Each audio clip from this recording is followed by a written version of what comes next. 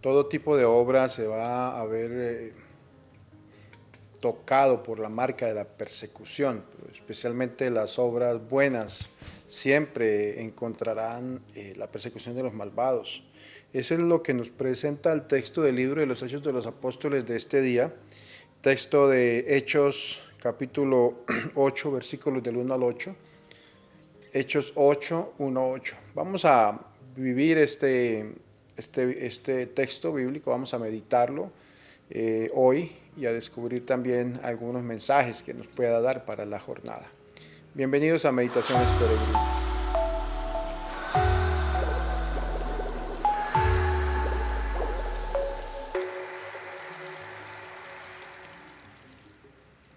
El mismo día de la muerte de Esteban se desató una violenta persecución contra la iglesia de Jerusalén y todos, menos los apóstoles, se dispersaron por Judea y Samaria.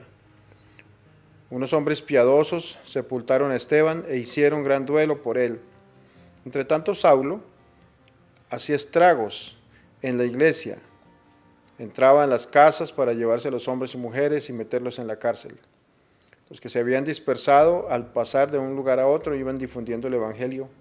Felipe bajó a la ciudad de Samaria y predicaba allí a Cristo. La multitud escuchaba con atención lo que decía Felipe, porque habían oído hablar de sus milagros que hacía y los estaban viendo. De muchos poseídos salían los espíritus inmundos, lanzando gritos, y muchos paralíticos y lisiados quedaban curados. Esto despertó gran alegría en aquella ciudad. Palabra del Señor. Gloria a ti, Señor Jesús. El texto de hoy, Hechos 8, 1, 8, nos muestra el comienzo de las persecuciones, más que el comienzo, la continuación de las persecuciones a los apóstoles, a los discípulos de Cristo. Lo que nos dice es cómo estas persecuciones terminaron poco a poco haciéndole mella a la comunidad cristiana, a aquellos que en algún punto decidieron irse, pero algunos también se quedaron. Bíblicamente hablando, y según lo que leemos, es la tercera vez que se habla en los Hechos de los Apóstoles de persecuciones contra los cristianos, ¿sí? Ahora, más que nunca, Saulo, quien será después llamado Pablo, está muy cerca de estas persecuciones y está empecinado en destruir a la comunidad. Esa dispersión de la comunidad de los cristianos de Jerusalén fue tal que muchos tuvieron que alejarse. Los apóstoles sí se mantuvieron allí, ¿sí?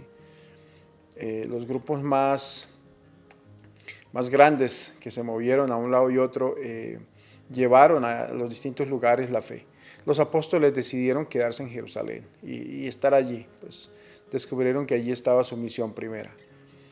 Para muchos podría ser el golpe a la iglesia, golpe que acabaría con ella, pero al final no sucedió así. La comunidad se hizo mucho más misionera, la fe en Cristo se extendió por todos lados, por Samaria y más lejos. Los que se escapaban de esta persecución iban difundiendo la buena noticia donde llegaban.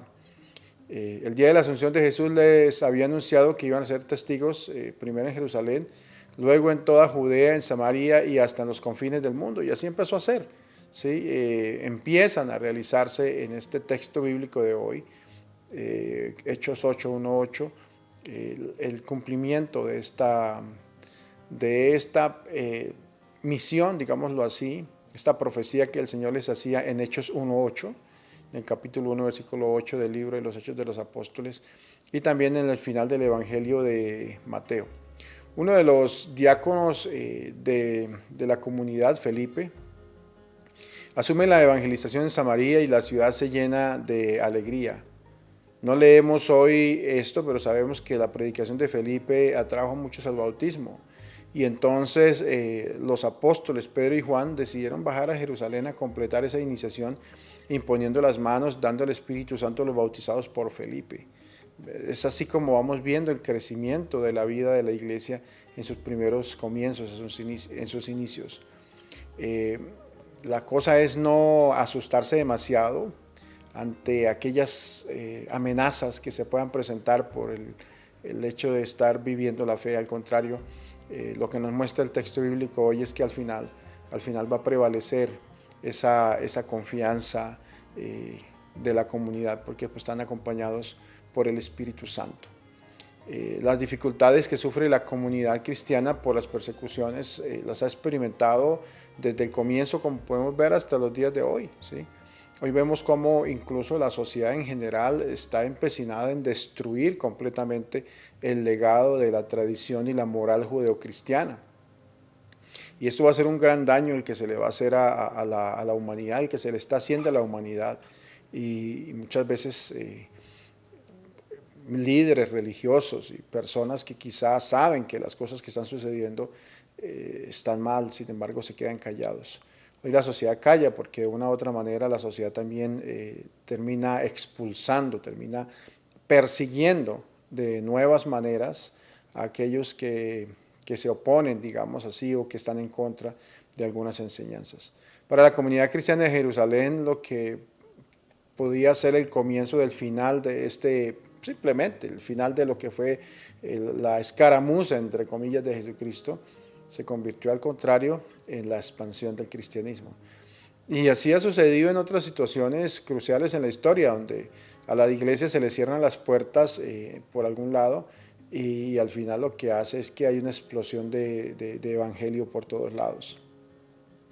Lo vemos en las invasiones de los pueblos bárbaros, en el hundimiento del Imperio Romano, con la pérdida de los estados pontificios en el siglo pasado. Siempre ha habido puertas abiertas y el Espíritu Santo ha sabido mover a la iglesia por donde Él quiere, ¿sí?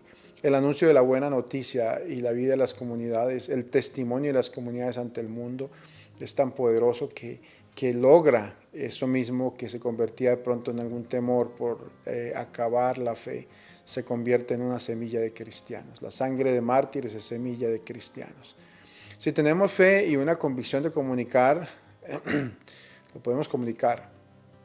De una u otra manera, se vive así. La primera comunidad cristiana, los apóstoles y más discípulos, comunicaron el mensaje, no los callaron. La comunidad cristiana está viva, así como lo estuvo en ese momento. Las persecuciones que se le hacían, en lugar de acabarla o opacarla, lo que hacían era mostrar ante el mundo el poder del evangelio. Lo peor es si no son los factores externos, sino la pobreza interior la que hace inerte su testimonio. Y hoy vemos justamente que la iglesia tiene en su debilidad más grande en el interior, cuando como discípulos de Cristo, como sacerdotes, obispos, religiosos o laicos, vivimos nuestra fe con debilidad, con flaqueza, sin ningún tipo de compromiso.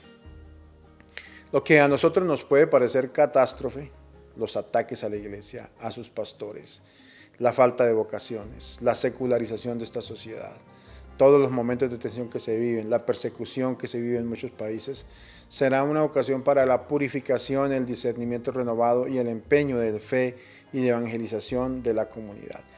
No lo dudemos, que de una u otra manera el Espíritu Santo se vale de estas cosas, de estas artimañas del maligno, para mostrarnos a nosotros que siempre habrá un motivo para tener confianza y esperanza en el mensaje que Cristo nos ha dejado.